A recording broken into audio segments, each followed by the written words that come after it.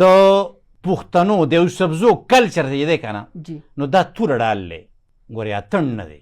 اکثرو پروګرامونو کې چې د پښتنو کلچر کله شو کوي کنه جی جی نو زیاتره پکې خټک ډانس کوي، خو دا ګورې د پښتون کلچر نه دی. السلام علیکم ناظرین، میں ڈاکٹر سید عرفان اشرف، میرے ساتھ میرے دوست اور ہمکار ڈاکٹر فیض اللہ جان صاحب آپ کی خدمت میں ایک دفعہ پھر حاضر ہیں.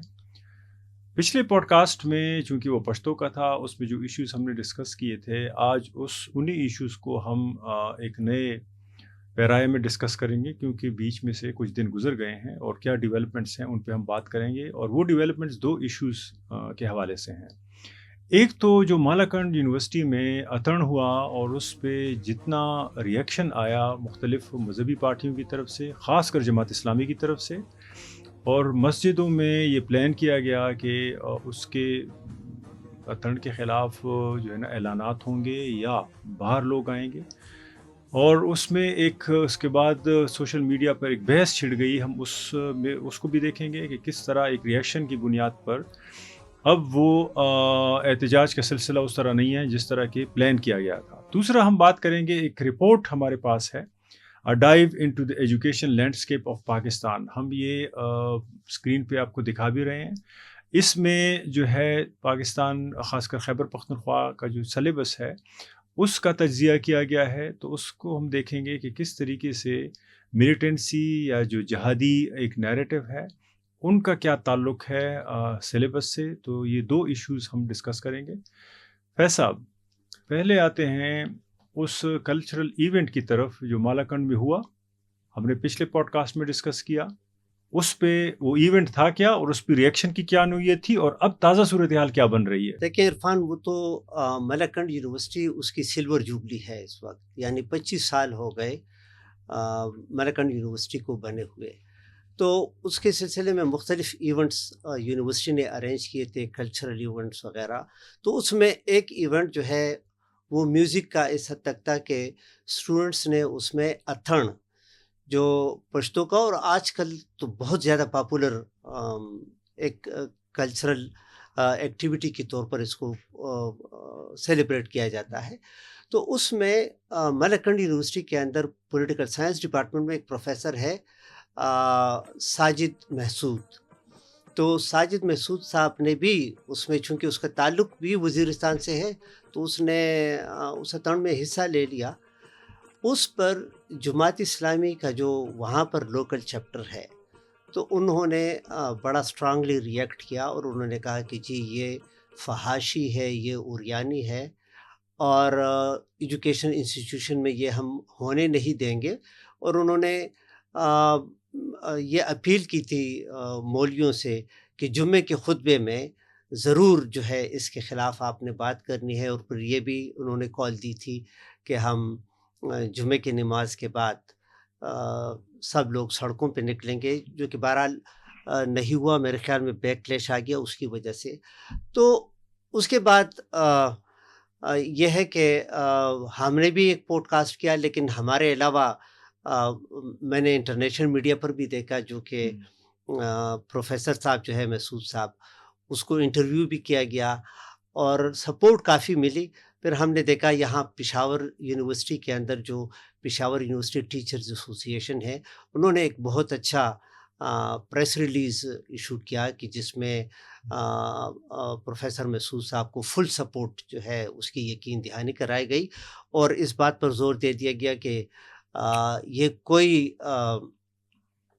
ایکسٹرا کریکولر ایکٹیویٹی نہیں، یہ کو کریکولر ایک ایکٹیویٹی تھی کہ جس میں انہوں نے حصہ لیا. اور کسی بھی لرننگ انوائرمنٹ کے لیے بہت ضروری ہے کہ اس قسم کی ایونٹ ہوتے رہے ہوں.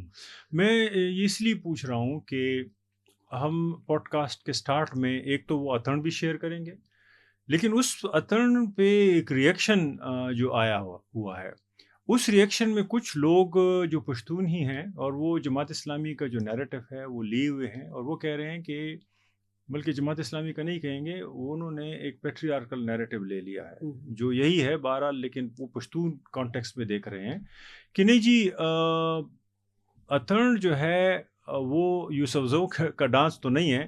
ان کی بات تو ٹھیک ہے، لیکن انہوں نے کہا اوورال جو پشتون ہیں ان کا کلچر وہ تو تلوار اور ڈھال ہے. خاص کر انہوں نے یوسف زئی کے پرسپیکٹو میں بات کی ہے اور کہا ہے کہ یہ اتن یا اس طرح کے ڈانس جو ہیں یہ خٹک قبائل کرتے ہیں.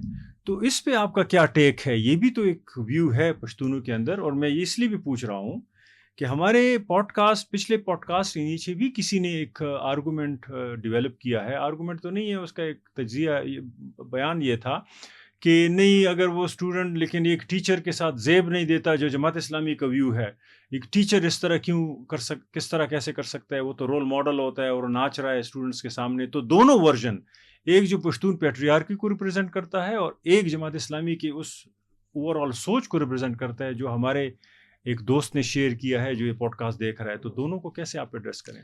دیکھیں عرفان، میرے خیال میں سب سے پہلے تھوڑا ہمیں یہ کلیریفائی کر لینا چاہیے کہ یہ کلچر ہے کیا چیز. کیونکہ یہ جو باتیں آپ کر رہے ہیں نا، یہ اس قسم کی باتیں میں نے بھی سنی اور دیکھی سوشل میڈیا پر کہ جس نے کہا کہ پشتون کلچر یہ نہیں ہے. پشتون کلچر، دیکھیں تھوڑا ایکیڈیمکلی اگر ہم کلچر کو دیکھیں عرفان، تو کلچر کا ہرگز یہ مقصد نہیں کہ آپ نے کوئی خاص قسم کی ٹوپی سر پہ رکھی ہو جس کو چترالی ٹوپی کہتے ہیں، اور یہ بھی کوئی کلچر والی بات نہیں ہے کہ آپ نے چادر جو ہے اوڑھا ہوا ہو.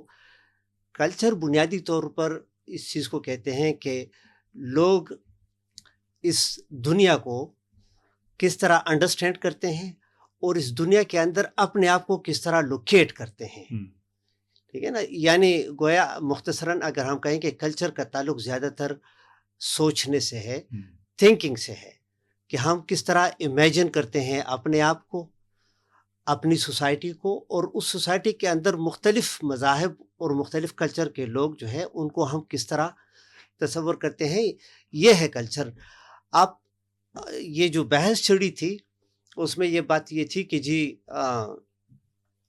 یوسف زو میں یہ نہیں ہے. اس میں پہلی بات تو یہ ہے کہ یہ پہلی دفعہ یہ جہالت کی بات میں سننا تھا کہ جس طرح یوسف زو کو الگ کر دیا گیا پشتونوں سے.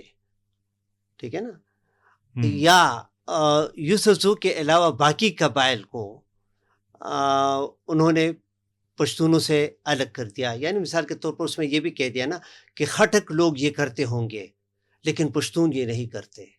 تو گویا پھر اس کا مطلب یہ ہے کہ خٹک پشتون یوسف زئی پشتون نہیں کرتے نہیں، لیکن اس نے کہا کہ خٹک کرتے ہوں گے.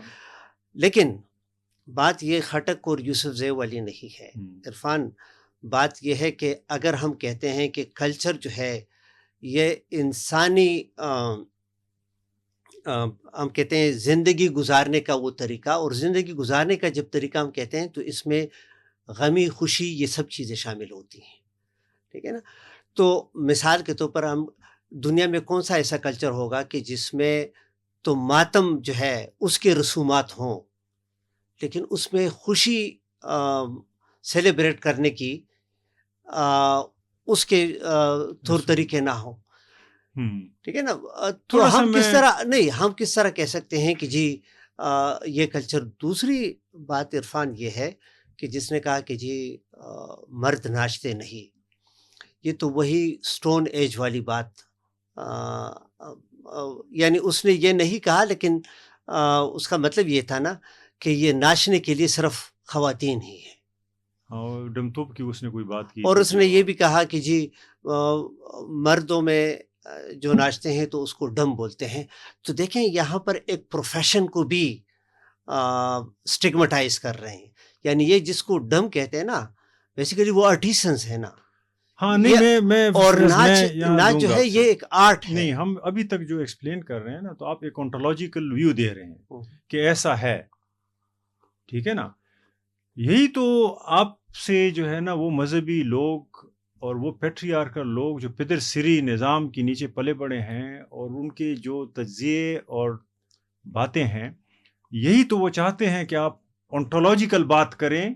بات تو ہسٹری پہ ہے، لڑائی تو ہسٹری پہ ہے. بات اس پہ نہیں ہے کہ کلچر وہ ہے کہ جو ہم کرتے ہیں روزانہ کے معمولات یا پھر سوچتے ہیں اور جو ریپیٹ ہوتا ہے. اور جو نہیں، بات تو اس پہ لڑائی تو نہیں ہے، اس طرح تو پھر جماعت اسلامی کا اپنا انٹرپریٹیشن ہے، ان کا انٹرپریٹیشن بھی پھر وہ کہہ رہے ہیں کہ امپوز ہو. اسی طرح پیٹریارکی پدرشاہی کا اپنا انٹرپریٹیشن ہے جس میں ڈم نر اور یہ اس طرح کی باتیں ہیں، وہ پھر اپنا انٹرپریٹیشن کہیں گے. بات یہ ہے کہ ایک ہسٹوریکل پریکٹس جو ہے جس کو ہم پشتون کلچر کہتے ہیں، کلچر صرف نہیں، آپ نے صرف کلچر کی ڈیفینیشن کی، پشتون کلچر. باقی کلچر تو متنازع نہیں بن رہے ہیں نا، پشتون کلچر ہی کیوں متنازع بن رہا ہے؟ ایک سوال یہ ہے، ہسٹری آتی ہے. دوسری بات یہ ہے کہ کچھ دوست اس پہ ایک اور بھی آرگومنٹ اٹھا رہے ہیں کہ نہیں، اس میں اچھی چیزیں کلچر میں کیا ہیں اور بری چیزیں. اچھی چیزیں وہ ہیں جو مذہب کے اگینسٹ نہ جائیں، اور بری چیزیں وہ ہیں جو جس کو ہمارے مذہب نے، ہمارے مولویوں نے اس کو پرسونا نان گراٹا قسم کا، یعنی پرسونا تو نہیں کہہ سکتے لیکن اس کو نامناسب کہا ہے. یا مجھے اس کی سمجھ نہیں آتی، میں تو مذہب کو بھی کلچر کا حصہ سمجھتا ہوں، ایگزیکٹلی، اور مذہب کلچر کا حصہ ہے. یعنی مجھے سمجھ نہیں آتی کہ یہ لوگ بائنڈری کیسے بنا لیتے ہیں اس اپنی جہالت کے پرسپیکٹو سے. جب وہ اس کو دیکھتے ہیں، کون سی ایسی چیز ہے مذہب میں جو کلچر کے اگینسٹ ہوتی ہے، اس یعنی جو رائج طریقے ہیں اس وقت کے.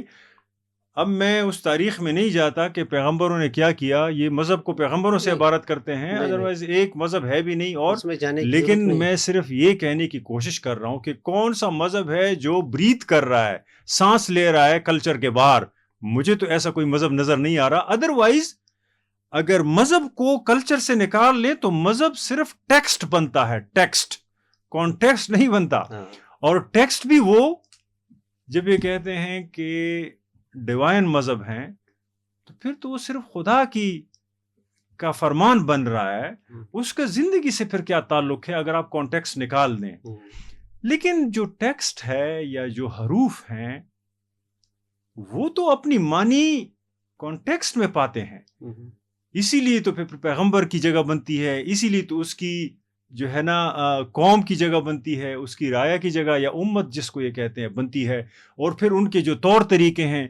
تو مجھے اس لاجک کی بھی سمجھ نہیں آ رہی. میں یہاں یہ سوال نہیں پوچھ رہا آپ سے، میں سوال یہ پوچھ رہا ہوں، یہ پہلا والا، کہ لڑائی تو کلچر پہ نہیں ہے جس کی آپ نے ڈیفینیشنز دی، لڑائی پشتون کلچر پہ ہے.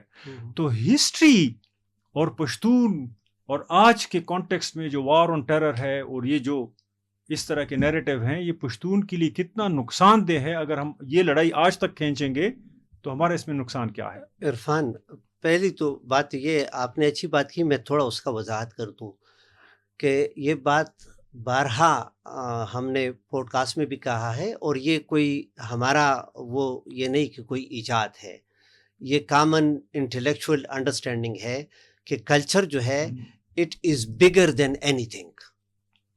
یہ ریلیجن سے بھی بڑی چیز ہے کلچر، کیونکہ سب چیزیں جو ہے یہ کلچر کے اندر ایگزسٹ کرتی ہیں. ایون سائنس جو ہے یہ کلچر سے بڑا نہیں. آپ سانس بھی کلچر کے اندر لیتے ہیں، اور سائنس کی میں بات کرتا ہوں، سانس بریدنگ بھی کلچر کے اندر کرتے ہیں.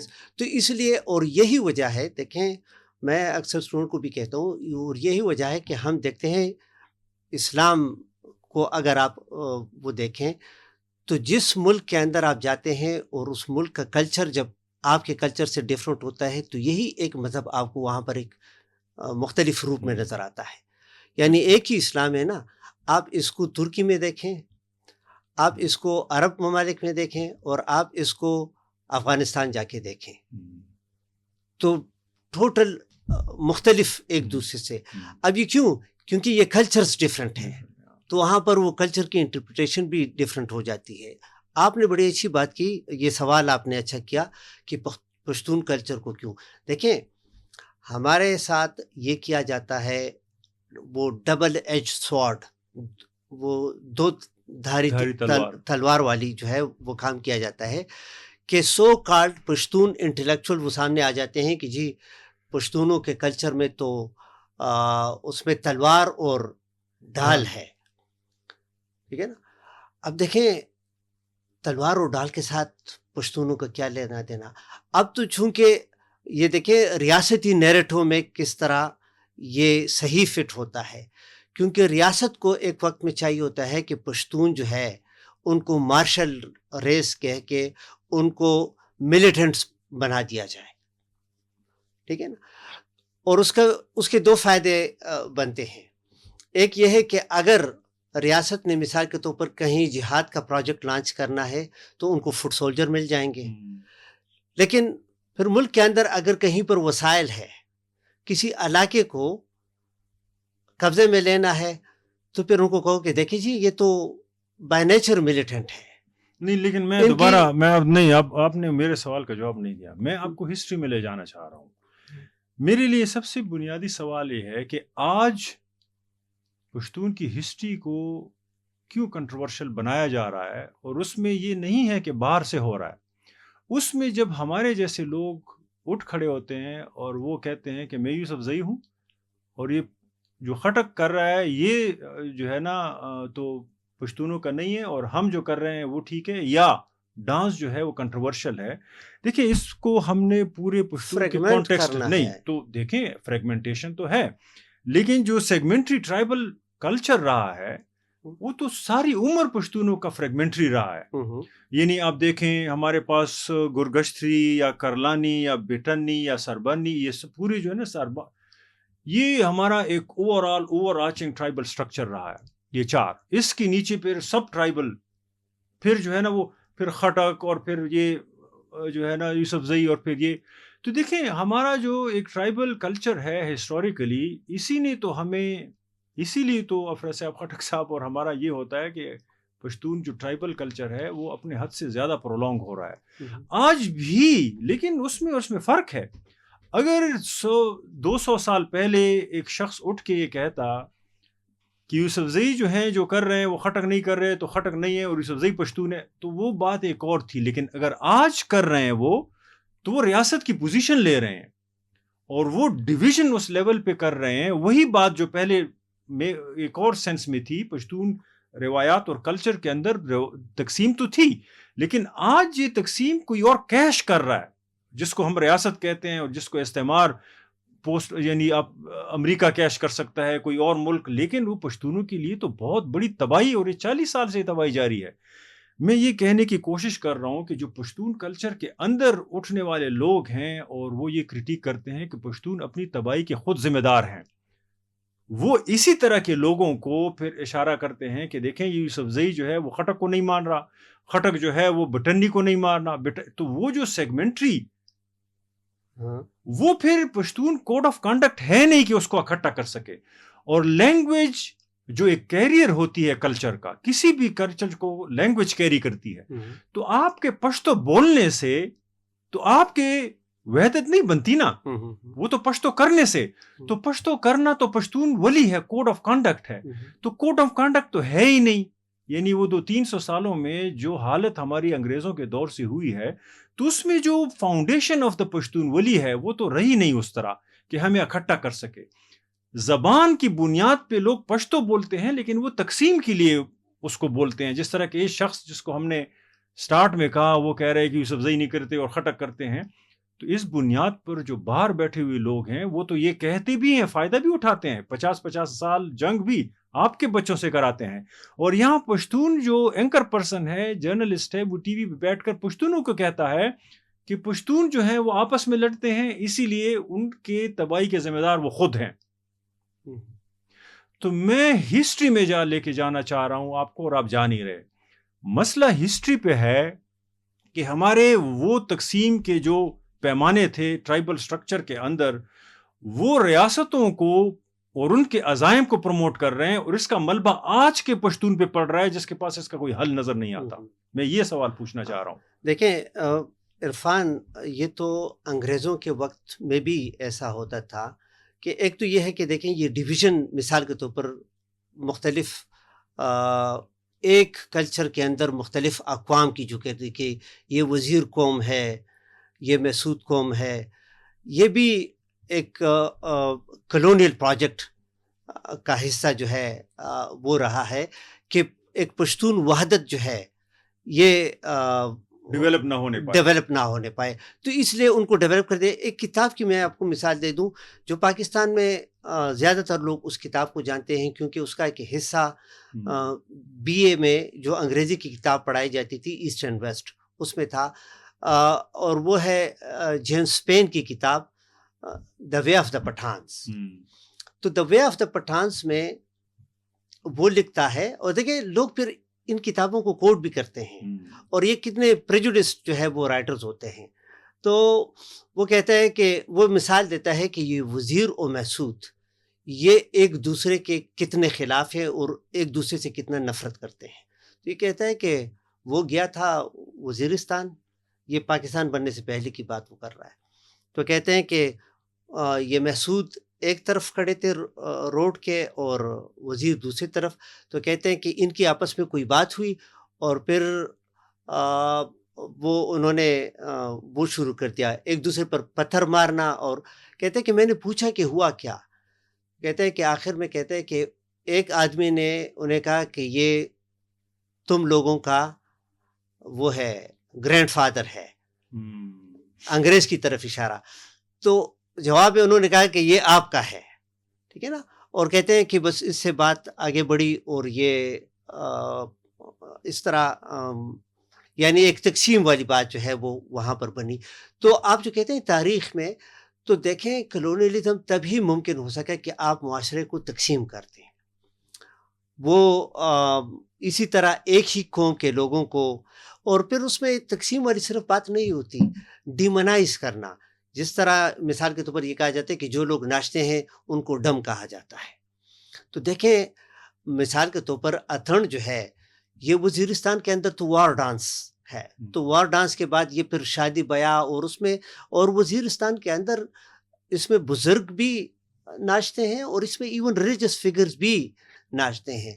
تو اگر آپ ادھر سے بیٹھ کے ان کو یہ ڈم کہنا شروع کر دیں تو ایک تقسیم تو آپ نے کر دی نا. اور دوسری بات وہی کہ جو اسٹیٹ کا جو پروجیکٹ ہے نا, اس پروجیکٹ میں بھی آپ آ گئے کہ آپ جب کہتے ہیں کہ جی پشتونوں کا جو ہے وہ کلچرل سمبل وہ تو تلوار ہے اور ڈھال ہے. تو دیکھیں اب وقت تو تلوار اور ڈھال سے آگے نکل گیا. اور دوسری بات یہ ہے کہ میرے خیال میں ہلاکو خان اور چنگیز خان کے بعد مجھے نہیں لگتا کہ کوئی مہذب قوم جو ہے وہ اسلحے کو اپنا کلچرل سمبل جو ہے وہ کنسیڈر کرتے. اور اگر کوئی مثال کے طور پر بندوق کو یا اس چیز کو کلچر سمبل کنسیڈر کرتا ہے تو وہی تم نے افراسیاب صاحب والی بات کر دی نا کہ یہ ٹرائبلزم جو ہے ذرا زیادہ طویل ہوتی گئی, کیونکہ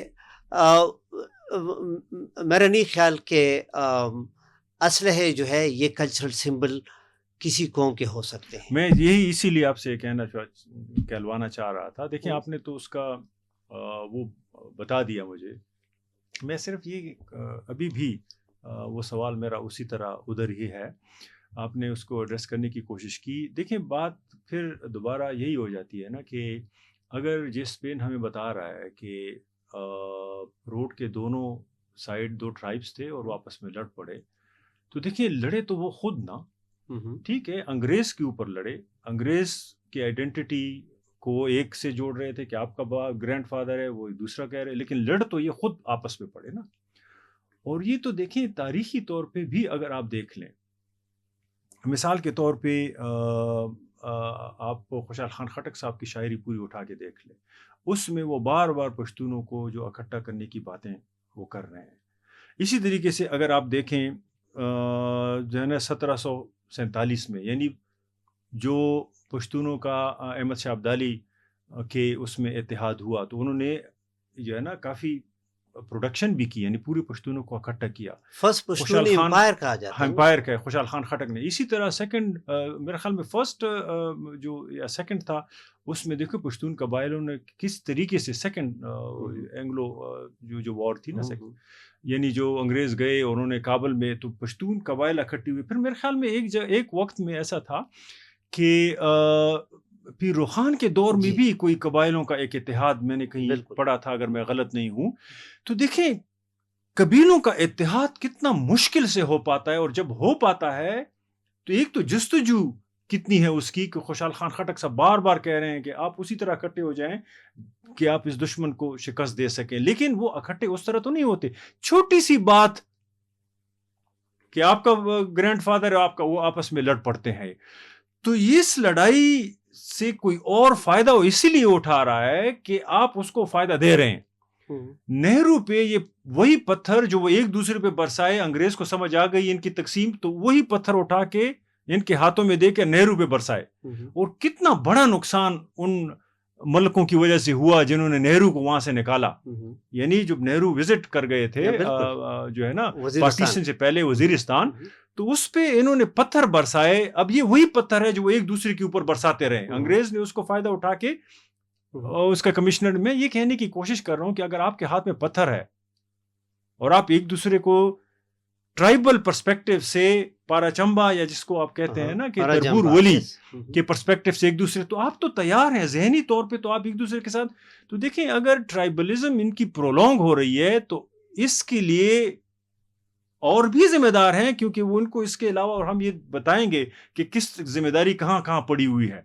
لیکن میں یہ کہنے کی کوشش کر رہا ہوں کہ بہت سے دوست یہی گلہ کر رہے ہیں کہ پشتون اپنی ذمہ داری کیوں نہیں ایکسیپٹ کرتے, کہ وہ دوسروں پہ سارا بوجھ ڈالتے ہیں. اور یہ ہم افغانستان میں بھی دیکھ رہے ہیں کہ افغانستان کی تباہی اگر آپ ان سے پوچھیں وہ کہیں گے کہ نہیں, طالبان بھی افغانستان کی تباہی کے ذمہ دار نہیں ہیں, کیونکہ اب وہ پشتون بن کر افغانستان کو سرو کر رہے ہیں, اور یہ پاکستان کر رہا ہے اور یہ امریکہ کر رہا ہے. لیکن طالبان بھی تو انہی کی ایکسٹینشن ہے, پاکستان اور امریکہ کا, لیکن پشتون اس کے لیے تیار نہیں ہے. میں صرف یہ کہہ رہا ہوں, میں الزام نہیں لگا رہا کہ میں سارا پشتونوں پہ ڈال رہا ہوں, لیکن میں کہہ رہا ہوں یہ ایک سوال تو ہے نا کہ لوگ اٹھاتے ہیں کہ پشتون اپنے وائلنس کے ذمہ دار خود ہیں, دوسرے اس کا فائدہ اٹھاتے ہیں, ان کو سمجھ نہیں آتی. اور یہ اس میں یہ بھی ہے کہ دوست کا جو ہم نے کلپ شیئر کیا, یہ بھی یہی بتا رہا ہے, ہمیں بتا رہا ہے کہ ہاں پشتون ذمہ دار ہیں, کیونکہ وہ افریدیوں کو خٹک کو کہہ رہا ہے تم ڈم ہو اور ہم یوسف زئی ہیں. اس طرح کے لوگ ذمہ دار ہیں. لیکن آج کل کے ریاست کے ہوتی ہوئی اسی طرح کے لوگوں کا تو ریاست فائدہ اٹھائے گی اور وہ ایک دوسرے کے خلاف لڑائیں گے. عرفان, سیلف کرٹیسزم جو ہے یا کریٹیکل سیلف انالیسز, یہ تو بہت ضروری ہے کہ جو انڈیویجول لیول پر بھی ہمیں کرنا چاہیے اور ہمیں اجتماعی طور پر بھی کر لینا چاہیے. لیکن سیلف انکریمنیشن یعنی اپنے آپ کو یا اپنے پاسٹ کو ڈیمونائز کر کے اس سے نفرت کرنا, ان دونوں میں ہمیں ایک فرق کرنا چاہیے. بات یہ ہے کہ وہی بات کہ دیکھیں جو دو طریقے ہوتے ہیں زندگی گزارنے کے, اور وہی غمی خوشی ان کا, دیکھیں ان سب کا ایک ہسٹوریکل کانٹیکسٹ ہوتا ہے. اگر وہ کانٹیکسٹ بہت زیادہ لمبا ہو جائے, ٹھیک ہے نا, اور وہ پری ماڈرن سے ہو کے ماڈرن تک بھی آ جائے, تو پھر ہمیں سوچنا چاہیے کہ نہیں, کہیں پر ہمیں جو ہے وہ سویلائزیشنل جو سیڑھی ہے اس پہ ہم پیچھے رہ گئے ہیں. ابھی میں نے آپ کو مانا کہ آپ استاد ہیں. بالکل آپ کی بات بہت اچھی ہے. میں آپ نے اس کا پورا, یعنی ایک سیلف کرٹیسزم ہے وہ ہمیشہ پشتونوں میں ہونے چاہیے, یہی ہمیں ٹرائبلزم سے چھٹکارا دے گی. ایگزیکٹلی. لیکن دوسرا سیلف ڈیمونائزیشن ہے, یہی وہ ٹیکنالوجی ہے جو استعمار کے پاس ہے, جو ہمیں ڈیمونائز کر کے ایپسٹیمک وائلنس کرتی ہے. ہمیں اپنے طور طریقوں سے نفرت ہونے لگی ہے, ہم ایک دوسرے کو ڈم کر کر کے ان کو آج فائدہ دے رہے ہیں, ڈیمونائز کر رہے ہیں. یہ سیلف کرٹیسزم نہیں ہے, یہ ڈیمونائزیشن ہے, اور اس کا فائدہ استعمار کو ہوگا. میں سمپل مثال دے دوں نا آپ کو. ایک تو شکریہ کہ آپ نے تعریف کر دی میری. نہیں, میں آپ سے انسپائر تو بتاتا نہیں ہوں. اچھا, اور یہ میں مشکل سوال اس لیے بھی آپ کی طرف چھوڑ دیتا ہوں کہ مجھے پتہ ہے کہ کہیں سے آپ میں سے کچھ نکل آئے گا. دیکھیں عرفان, یعنی مثال کے طور پر جس طرح کہا جاتا ہے نا, میں یہ ماننے کے لیے تیار ہوں کہ ایک وقت تھا کہ جس میں تلوار اور ڈال جو ہے یا بندوق, اس پر پشتون فخر کرتے تھے. ٹھیک ہے نا, ایک وقت تھا, اور مجھے اس پر کوئی ندامت نہیں ہے کہ میں انہی کی کنٹینویشن ہوں. ٹھیک ہے نا, لیکن قبائلی سٹرکچر میں وہ کو جو ہے نا وہ پروٹیکشن دے رہی تھی وہ چیزیں. ایگزیکٹلی. لیکن آج نہیں ہے. لیکن اگر آج کا نوجوان بھی مثال کے طور پر وہ اپنا زیور جو ہے وہ بندوق کو کنسیڈر کر دے, وہ تلوار اور ڈال کو کنسیڈر کر دے, تو پھر وہی میں کہوں گا کہ ذہنی نشوونما نہیں ہوا ہے. اس کا فائدہ اٹک کے اس پار جائے گا, چاہے وہ عمران خان صاحب اٹھائیں, چاہے وہ اس کی جو وائف تھی اس نے کہا تھا پشتونوں بشرا بی بی, چاہے وہ پاکستانی ریاست اٹھائے، چاہے وہ امریکہ اٹھائے، یا چاہے وہ ہمارے وہ اینکر پرسن جو یہاں سے ہجرت کر گئے ہیں اور اسلام آباد میں بیٹھے ہیں، اور وہ پشتونوں کے تباہی کا ذمہ دار ٹھہرائیں، وہ اٹھائیں گے، یا وہ ہمارے سیاستدان جو سمجھنے کی کوشش نہیں کر رہے اور کہہ رہے ہیں پشتون تو ہے ہی ایسے، تو وہ ڈیمونائزیشن کر رہے ہیں. اور یہ بہت بڑی بیماری ہے آج کل کے دور عرفان. میں اس طبقے کی کہ جو ریاست کا پروردہ ہے، جو سیاست کا پروردہ ہے، جو ملٹرائزیشن اور سیکورٹائزیشن کا پروردہ ہے، تو وہ ان غریبوں کو ڈیمونائز کر رہا ہے جس کو انگریز کے دور سے جس کی ڈیمونائزیشن اور خاص کر مغلوں کے دور سے ان کی ڈیمونائزیشن شروع ہے، اور ہم بھی اس ڈیمونائزیشن کا شکار ہو جاتے ہیں. لیکن اس میں ہم اشخاص کو ڈیمونائز نہیں کرتے، قوم کو کرتے ہیں. قوم کو بھی نہیں کرتے، اس کے رسم رواج عادات و اطوار کو کرتے ہیں. اسی لیے ہم ہسٹری کو کمپلیکیٹ کرتے ہیں. اب میں ہسٹری کے اس 5000 سال کی میں وہ عادات کیسے بدلوں اور عادات کہاں سے لاؤں؟ تو اس لیے جو لوگ ان کو ڈیمونائز کرتے ہیں اس قوم کو آؤٹ آف کانٹیکسٹ آج میں بیٹھ کر، اس کا مطلب ہے کہ وہ اس نفاق کے ذمہ دار ہیں جس کی بنیاد پر خوشحال خان خٹک صاحب چیخ رہے تھے، جس کی بنیاد پر باچا خان صاحب چیخ رہے تھے، جس کی بنیاد پر آج بھی پشتونوں کی وحدت نہیں بن رہی. یہی لوگ ہیں جو بیٹھے ہیں آج بھی ٹیلی ویژنز پہ اور پشتونوں کو کہہ رہے ہیں کہ زخو یوسف، میں تو یوسف زئی ہوں اور تم خٹک ہو، تم ڈم ہو اور میں جو ہے نا. یا یہ وہ ہیں جو پشتونوں کو آج اسلام آباد میں بیٹھ کے کہہ رہے ہیں کہ آپ اپنی تباہی کے ذمہ دار ہیں، باقی ریاست تو بالکل ٹھیک ٹھاک چل رہی ہے، یا دنیا ٹھیک ٹھاک چل رہی ہے. نہ دنیا ٹھیک ٹھاک چل رہی ہے، تجارت مارکیٹ، نہ ریاست ٹھیک ٹھاک چل رہی ہے. یہ دونوں ڈیمونائزیشن کر رہے ہیں پشتون کی، اور جب پشتون کو ڈیمونائز کر لو تو پھر آپ کے لیے لڑتا ہے، وہ اپنے لیے نہیں لڑتا. تو اس لیے اور عرفان اس کا دیکھیں ایک علمی رخ بھی اس کا ہے. دیکھیں یہ مسلمانوں کے اندر جو ایکسٹریمزم اور فنڈامنٹلزم کی جو بانی ہے نا، حسن بننا اور یہ اسلامک بردرہڈ کی جس نے بنیاد رکھی تھی، اور ادھر سے ابو العلا مودودی تھے، انہوں نے دیکھیں یعنی انسانی تاریخ کو 2 حصوں میں تقسیم کر دیا، اور دیکھیں وہ تقسیم ابھی تک جاری ہے. یعنی انہوں نے کہا کہ انسانی تاریخ میں ایک دور ہے جس کو دور جاہلیہ کہتے ہیں، اور ایک دور وہ ہے، یعنی پھر انہوں نے کہا کہ جو اسلام کا نزول ہوا، پھر اس کے بعد کہتے ہیں کہ یہ وہ دور جو ہے یہ جاہلیت والا دور نہیں رہا. مجھے آپ یہ بتا دیں عرفان، اب یہاں پر مسئلہ کیا ہے، اور یہ ہمارے پشتون اس وقت کر رہے ہیں اپنے ساتھ. ہم کنٹینویشن ہیں اپنے پاسٹ کے، اپنے انسسٹرز کے، ٹھیک ہے نا. یعنی مثال کے طور پر دیکھیں، ہم آج جس لیول پر بیٹھے ہیں تو ہم ایسا نہیں ہے کہ ہم اسی طرح اور اسی دور کے اندر ہی پیدا ہوئے. یعنی دیکھیں ہم تو پھر، اور پشتونوں کا ایک مسئلہ بھی ہے، میں آپ کو بتا دوں. یعنی پشتون کہتے ہیں آپ کو کہ جی ہماری تاریخ 5000 سال پرانی ہے، ٹھیک ہے نا. لیکن ادھر بھی بات پر ادھوری چھوڑ دیتے ہیں. 5000 سال پرانی ہماری تاریخ ہے، لیکن پری اسلامک اپنی تاریخ کا ذکر پھر نہیں کرتے. وہ دور جاہلیہ میں آ جائے گا نا. نہیں، اب اسلام کی تاریخ تو 1400 یا 1500 سال ہے نا، اور آپ دعویٰ کرتے ہیں کہ آپ 5000 سال پرانے ہیں. تو پھر اس 1400-1500 سال پہلے کی جو تاریخ ہے وہ تاریخ آپ کی تھی نا، آپ اس کو ڈسون کیوں کر رہے ہیں؟ تو میرا کہنے کا مطلب یہ ہے کہ آج کا ماڈرن انسان جو ہے یہ اپنے آپ کو پری ہسٹورک ہیومن بینگ اس کا تسلسل کنسیڈر کریں گے تو تب جا کے آئیڈینٹی کرائسس ان کا ختم ہو سکتا ہے.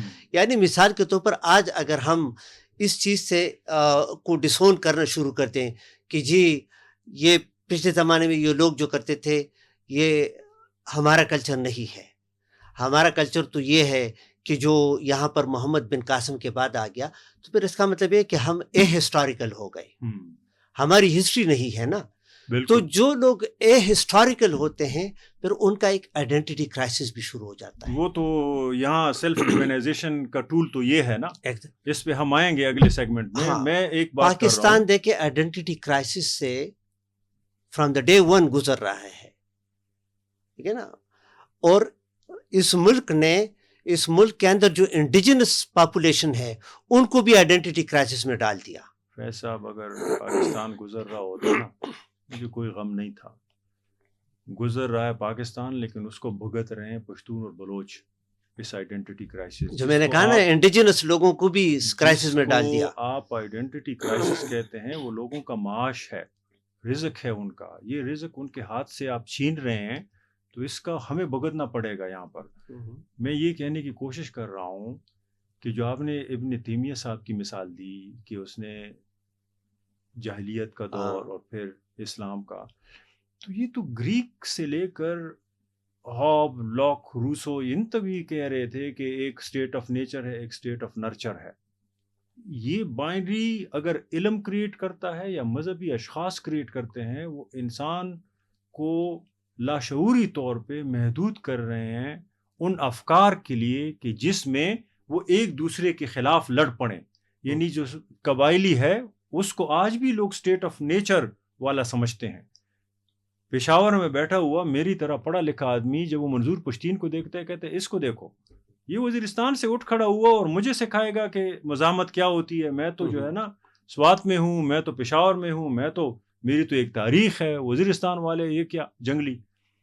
تو اسٹیٹ آف نیچر اور نرچر یہ بھی اگر ہمارا اپنا آئیڈیا ہوتا, اور یہ کوئی اتنا اچھا آئیڈیا نہیں ہے, میں ویسے کہہ رہا ہوں, تو جو اس نے جاہلیہ اور وہ ابن تیمیہ, تو وہ اگر ابن تیمیہ خود سے کہہ دیتے تو میں مان لیتا. یہ بھی آئیڈیا ان کا اپنا نہیں ہے. میں یہ آپ سے آگے اس پہ اتنا زیادہ نہیں جاتا. میں آپ سے دوبارہ ایک چیز پوچھتا ہوں, پھر اگلے مرحلے میں جائیں گے. یہ دوستوں کے سامنے آج کا جو آؤٹ کم ہے وہ دو چیزیں ہیں جو آپ نے بڑی اچھی اس کو کہا. ایک ہے سیلف کرٹیسزم, ایک ہے سیلف ڈیمونائزیشن.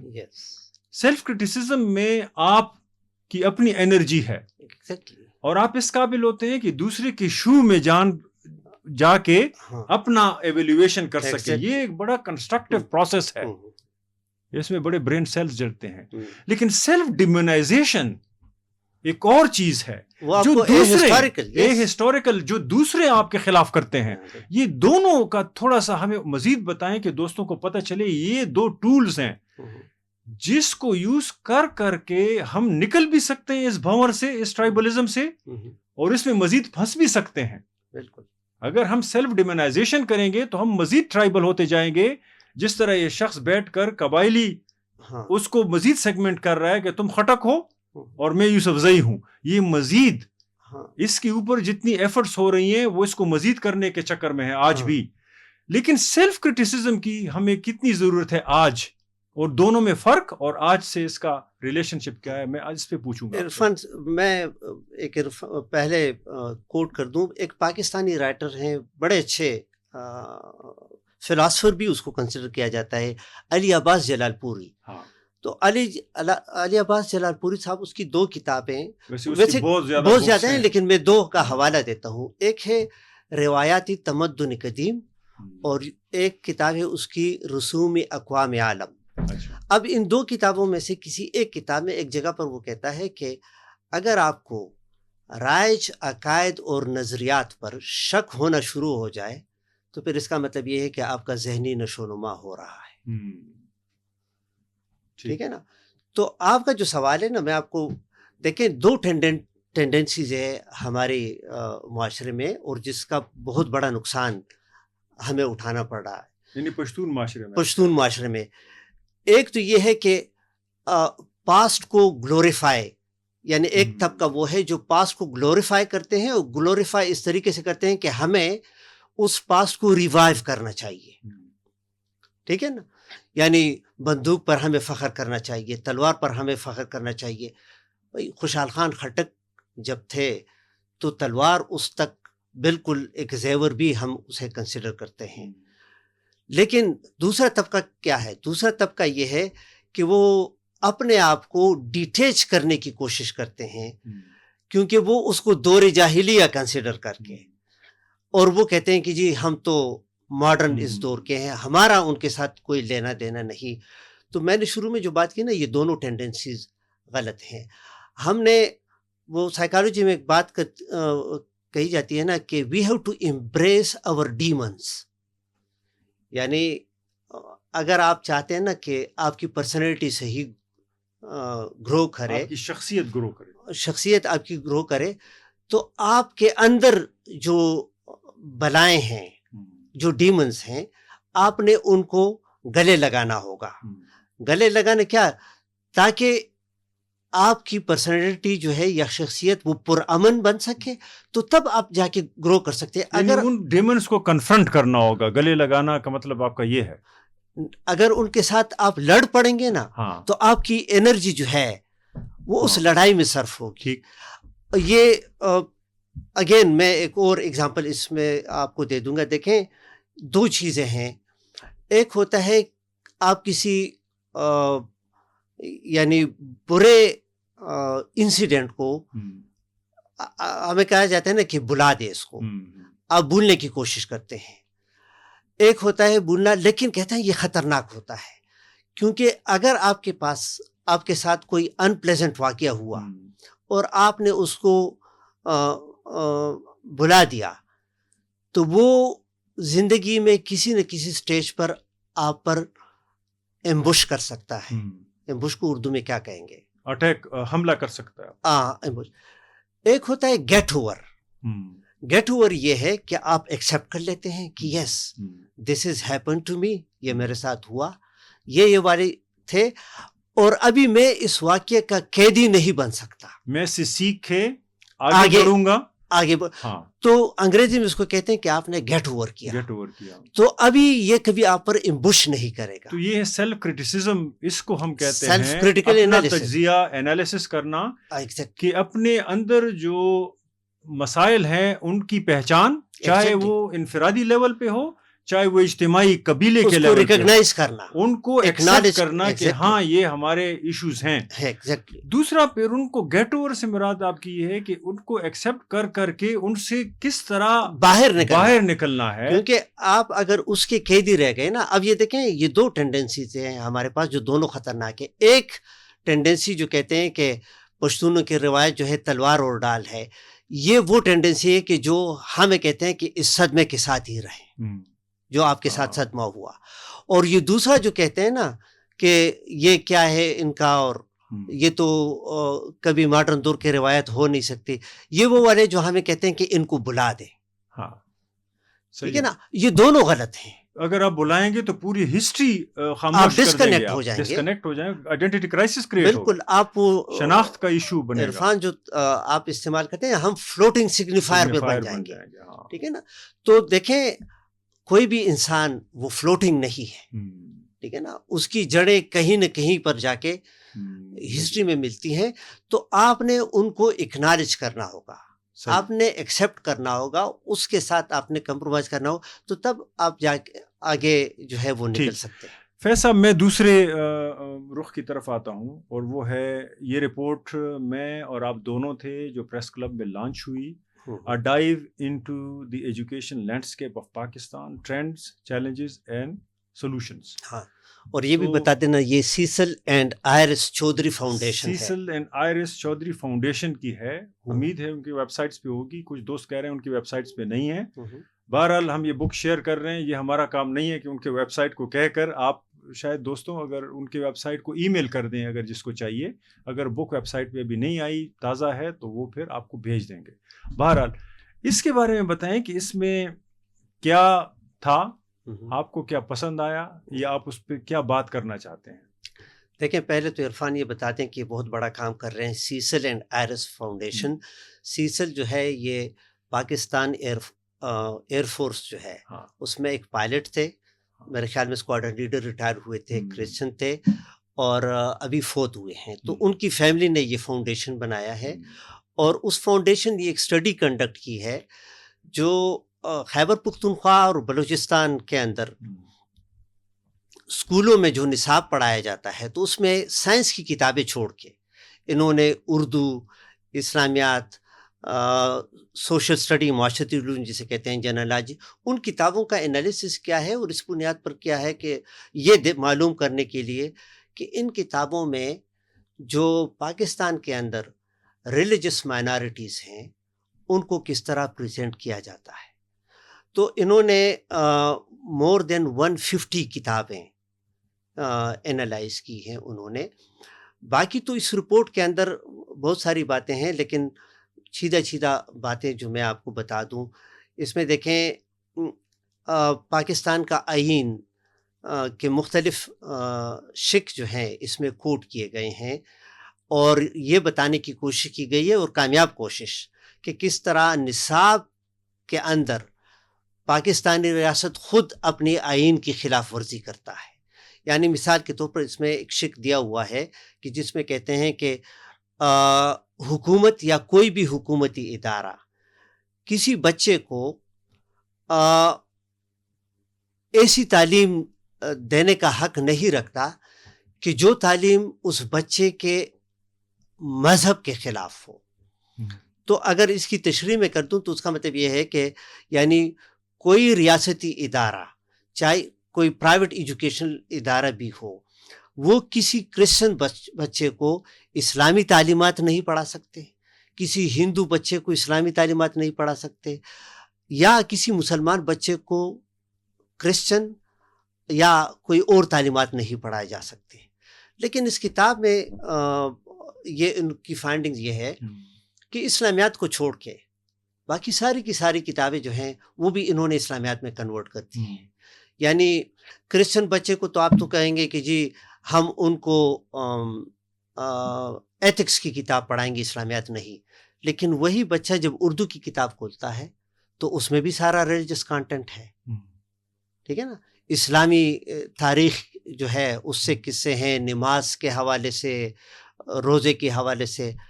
وہ جب جنرل نالج کی کتاب کھولتے ہیں تو جنرل نالج کے اندر پھر وہی اسلامک کانٹینٹس. معاشرتی علوم، یعنی جس میں تو معاشرتی علوم ہونی چاہیے، وہاں بھی ریلیجس کانٹینٹس.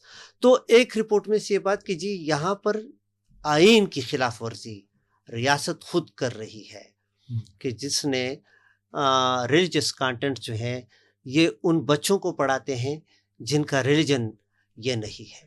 اگر میں کنیکٹ کروں اس کتاب کے آؤٹ کمز کو، یا اس کے رزلٹ کو، یا اس کے کنکلوژن کو، کہ ان کا جو تجزیہ ہے، آپ کے پہلے اس ٹرم سے سیلف ڈیمونائزیشن، یہ دیکھیں جب ریاست اتنا پیسہ لگاتی ہیں سلیبس پہ، اور ابھی تو 18 امینڈمنٹ پہ جو باتیں ہو رہی ہیں اس میں پاپولیشن اور ایجوکیشن دونوں کون لے رہا ہے؟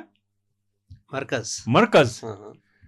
تو یہ ٹیکنالوجیز جب یوز کرے گا مرکز، جو سیلف ڈیمونائزیشن، یا میں کہوں گا کہ کیا مقصد ہے جو ہے نا مرکز کا ان دو ریاست، یعنی تعلیم میں اور پاپولیشن میں، وہ صوبوں کے تعلیم اور پاپولیشن کو لے کے کیا کرے گا؟ اس کا سیلف ڈیمونائزیشن سے کوئی تعلق بنتا ہے؟ دیکھیں اگر آپ نصاب کو کنٹرول میں لے لیتے ہیں تو ہاں آپ کہہ سکتے ہیں کہ آپ نے اس جنریشن کو اپنے کنٹرول میں لے لیا. میں ایک مثال آپ کو دے دوں نا. اس دن بھی کہیں پر بات ہو رہی تھی تو مجھے کہتے تھے کہ جی آپ نہیں مانتے عمران خان کو، تو لوگوں نے ووٹ دیا ہے. میں کہتا ہوں بالکل لوگوں نے ووٹ دیا ہے، لیکن اس وقت پاکستان کی پاپولیشن کی 64% جو حصہ ہے نا، یعنی پاکستان میں 64% لوگ یہ یوتھ ہے. اور یوتھ میں یعنی وہ لوگ جو 18 سے 35 سال ان کی ایج ہے. آپ نے پہلے کانٹیکس کی بات کی نا، تو اس کو ذرا کانٹیکس میں دیکھیں. اب یہ وہ لوگ ہیں، یہ 64% جو ضیاء الحق کے دور میں پیدا ہوئے، جنہوں نے ضیاء الحق کے دور میں نصاب پڑھا اور اس نصاب تک پہنچے، ٹھیک ہے نا. اب دیکھیں یہ 64% لوگ ریاست کو چاہیے تھے. ابھی تو عمران خان کے ساتھ جھگڑا چل گیا نا، لیکن یہ ان کو چاہیے تھے. تو اس نصاب کے ذریعے یہ ایک ایسا جنریشن انہوں نے یعنی گرو کیا. اس کو گروم نہیں کہوں گا میں، کیونکہ گرومنگ جو ہے وہ تو سوفسٹیکیٹ، گرو کیا کہ جن کو کوئی تاریخ کا شد بد نہیں ہے. یہ سب اے ہسٹوریکل ہیں، یعنی ان سے آپ بات کر لیں تو 2018 سے اس طرف پاکستان ایگزسٹ ہی نہیں کرتا، ہاں اور کچھ نہ بھی ان کے اپنے ہاں باپ جو دادا ایگزسٹ جو کرتے ہیں۔ آپ مسلسل کہہ رہے تھے نا، ایگزیکٹلی وہی ہوا کہ پشتون ہوتے ہوئے پشتون کی تاریخ کو گالی دیں گے، پشتون ہوتے ہوئے پشتونوں کے ہیروز کو ڈیمونائز کریں گے، ٹھیک ہے نا، اور کہیں گے کہ انہوں نے کیا کیا. اور اس کو سیلف کرٹیسزم سمجھیں گے. ہاں لیکن ہاں اس کو سیلف کرٹیسزم ہے نا کہ یہ ہے نہیں. تو اس کا نتیجہ پھر کیا نکلتا ہے عرفان؟ ہم نے پہلے بھی اس پر بات کی تھی. اس کا مسئلہ پھر یہ نکلتا ہے جو ابھی آپ نے کہا نا کہ پھر کہیں گے کہ مڑ منظور پشتین کو دیکھو وزیرستان سے نکلا ہے، یہ کیا لیڈر ہوگا، کیونکہ ان کو پھر اپنے آپ میں کوئی لیڈر نظر نہیں آئے گا. تو یہ اٹک کے اس پار کسی انڈیویجول کو اپنا لیڈر ڈکلیئر کریں گے. بالکل بالکل. اور دیکھیں نقصان پھر کیا ہوتا ہے عرفان، یہ نہیں کہ آپ نے اٹک کے اس پار بندے کو لیڈر ڈکلیئر کر دیا، اس لیڈر کی رہائی، اس کو ایک نیشنلسٹ کاز آپ بنا لیتے ہیں. ٹھیک ہے نا، یعنی دیکھیں نیشنل کاز نہیں، یہ نیشنلسٹ کاز. یعنی اس وقت یہاں پر یہ کہتے ہیں کہ جی پشتونوں کا لیڈر ہے خان صاحب، تو ہمارے جو ہے اولین ڈیوٹی یہ بنتی ہے کہ ہم نے اس کی رہائی کے لیے، بے شک صوبے کا جو ہے آوے کاوا گزرے، لیکن ہم نے اس کی رہائی کے لیے. تو یہ دیکھیں جو شروع میں نے کہا آئیڈینٹی کرائسس، یہ اس نصاب نے یہ آئیڈینٹی، کیونکہ اس نصاب کے اندر آپ کو کوئی انڈیجنس لیڈر جو ہے اس کو ہیرو کی شکل میں دکھایا نہیں جاتا. دیکھیں اس میں 2-3 ہیروز ہیں نا. اس میں ایک ہیرو ہے جناح صاحب جو کہ انڈیجنس نہیں ہے. دوسرے اس میں ہیں اقبال، علامہ اقبال. اس کو بھی اتنا ویسے نہیں کرتے کیونکہ اس کے افکار بھی ان کے پھر نظریے کے کلیش کرتے ہیں. اس میں 2 قومی نظریے کی جو بات جس نے کی تھی سر سید احمد خان، ہاں وہ انڈیجنس نہیں ہے لیکن وہ ہیرو کی شکل میں آپ کو اس کو دکھائیں گے. تو دیکھیں ایک انڈرسٹینڈنگ پہ لوگوں کی یہ بن جاتی ہے کہ ہماری تاریخ وہی ہے. تو اس میں اگر آپ کسی انڈیجنس ہیرو کو سامنے لائیں گے تو وہ کہیں گے کہ یہ کون ہے، ہم نے تو کسی کتاب میں اس کا ذکر نہیں سنا. بالکل. اس نے کون سا کارنامہ کیا ہے ان کو پتہ نہیں ہوتا. لیکن وہ، اور آپ اس سارے نصاب کو جب پڑھیں گے تو پھر آپ ذرا اس کے گریجویٹ کے پرسپیکٹیو سے دیکھیں تو آپ کو اس وقت قائد اعظم ثانی جو ہے وہ عمران خان ہی لگے گا. ہاں، کیونکہ اس کتاب نے آپ کی ذہن میں کسی اور کے لیے کوئی جگہ چھوڑی نہیں ہے. بالکل ٹھیک بالکل. ہے نا، تو اس کا رزلٹ یہ نکلتا ہے. چلے فیض صاحب، آج کے پروگرام میں اتنا ہی. ایک چیز جو میں ضرور کہوں گا وہ یہ ہے کہ سیلف کرٹیسزم بہت ضروری ہے. اپنی تاریخ کا جو ہے نا جائزہ لینا چاہیے. اس تاریخ میں آپ کہاں ایگزسٹ کرتے ہیں، اپنی روایات، اپنی پشتون ولی یا جو رائج طور طریقے ہیں ان کو سمجھ کے آگے کیسے جایا جا سکتا ہے، جس کو فیض صاحب نے گیٹ اوور کہا. تو اس بنیاد پر آپ تاریخ کے تسلسل کے طور پہ آگے جائیں گے اور اس کا فائدہ آپ کو بھی ہوگا. آپ کا آئیڈینٹی کرائسس اس طرح نہیں ہوں گے جس طرح کہ آج کل ہم اپنے جرنلسٹ دوستوں کے دیکھ رہے ہیں، اور بڑے دوست ہیں جو ٹی وی پہ بیٹھ کے کہتے ہیں کہ پشتون اپنی تباہی کے خود ذمہ دار ہیں. دوسرا اس کا رخ یہی ہے کہ اگر آپ کو یہ آئیڈینٹی کرائسس شروع ہو جائیں تو آپ کا کام صرف اتنا ہی ہوگا کہ آپ سیلف ڈیمونائزیشن کریں، اپنے آپ کو بھی کوسیں کہ میں تو پشتون ہوں ہی نہیں، اور پشتون قوم کو بھی کہیں کہ یہ تو اپنی تباہی کی خود ذمہ دار ہیں. لیکن یاد رکھیں کہ آج تو آپ کی جان اسی پہ چھوٹ رہی ہے کہ آپ خیبر پختونخوا میں کینٹ میں رہیں یا خیبر پختونخوا چھوڑ کے اسلام آباد میں رہیں. لیکن یہ گارنٹی نہیں ہے کہ وہ کینٹ آپ کو تحفظ دے سکتا ہے یا کل اسلام آباد آپ کو تحفظ دے سکتا ہے. ہم یورپ میں، امریکہ میں مسلمانوں یا پشتونوں یا دوسری جو قومیتیں ان کا حال دیکھ رہے ہیں کہ آہستہ آہستہ یہ تحریکیں بڑھ رہی ہیں کہ ان کو اپنے ملکوں میں بھیجو. یہ تحریک آگے بھی بڑھے گی اور آپ لوگوں کو کینٹ سے بھی نکالا جائے گا اور اسلام آباد سے بھی نکالنے کا خطرہ زیادہ ہے. اس لیے میں کہہ رہا ہوں کہ اس جو ہے نا چیز کو سمجھ کے سیلف کرٹیک کے ساتھ، نہ کہ سیلف ڈینائل میں رہیں. اگلے پوڈ کاسٹ تک کے لیے اجازت. اللہ حافظ.